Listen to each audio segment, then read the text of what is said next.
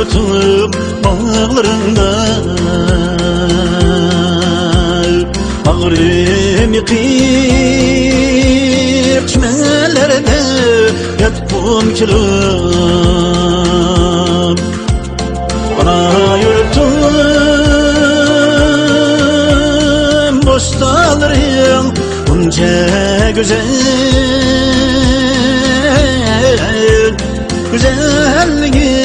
boşaklarına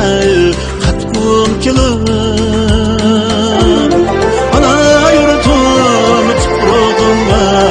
katkım kilum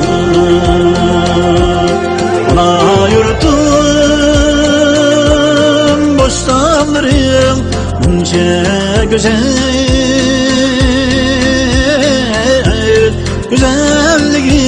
koşaklarına katkım kilum Güzelliğim koşaklarına katkım kilum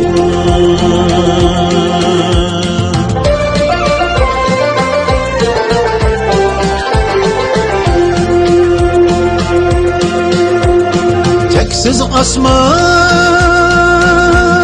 sap havarim içre güller Kulakların zemzemleri içkim kilum